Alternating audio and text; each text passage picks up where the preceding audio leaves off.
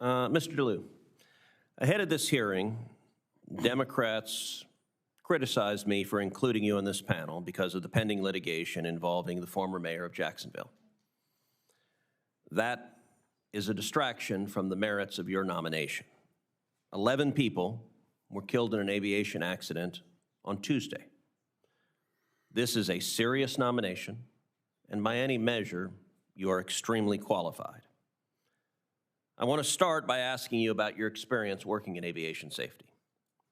You currently serve as the Managing Director for Safety and Efficiency at American Airlines, and you've been in various safety positions at American and at the Allied Pilots Association for more than 15 years. What aviation safety issues have you personally worked on? Well, sir, thank you, Senator. Thank you for that question. Well, over the years, I've worked with a lot of different programs. You know, the airlines, they follow a safety management system, and so we've got 4 components to that: safety promotion, safety policy, safety risk management, safety assurance. I've been primarily in the safety assurance aspect of that, which involves the voluntary confidential reporting programs. In aviation, we call it the Aviation Safety Action Program. We also have the flight ops quality assurance, which is flight data monitoring. I was responsible working with my team to start a continuous LOSA program. And in the last several years, we've started another safety assurance program called the Learning and Improvement Team. Some of these are trendsetters, let's say.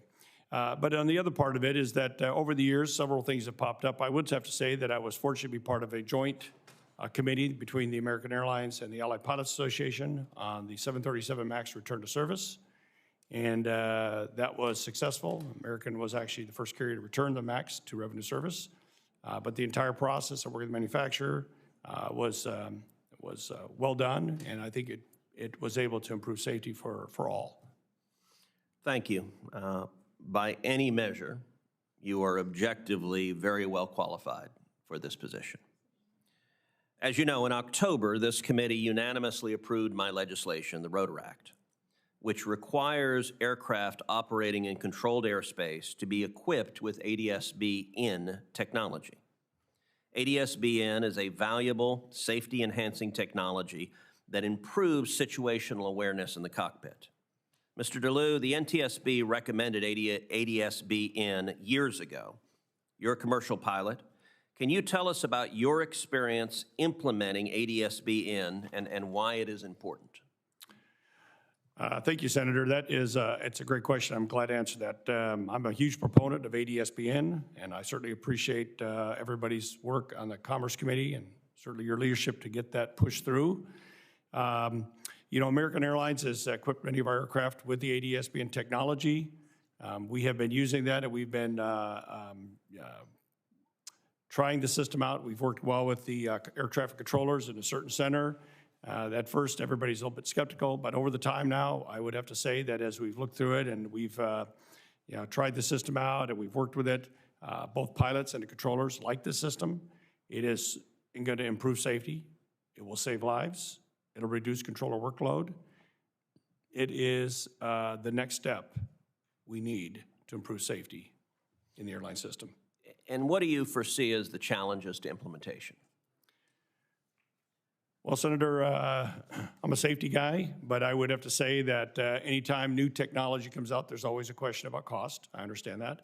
But my understanding is that people I've talked to, whether it's the labor associations or the other airlines, there is always a little bit of concern on that. But in this case here, there seems to be support throughout the industry for ADS-B-In.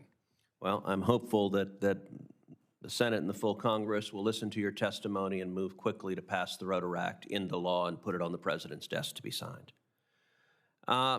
Turning to the STB. In 2023, Congress enacted legislation that I wrote to fix a broken permitting process for 4 bridges between Texas and Mexico. One of those bridges is the Puerto Verde Bridge in Maverick County, Texas. This past summer, the STB approved the environmental impact statement for the Puerto Verde Bridge's corresponding railroad project. However, I've heard that Union Pacific has objected and put up various operational roadblocks to completing this project. Ms. Schultz and Mr. Kloster have confirmed. will you commit to working with me to ensure that the Green Eagle Railroad and the Puerto Verde Bridge sponsors get a fair shot to finish their project? Yes, Senator. Thank you. Yes. Senator Moreno.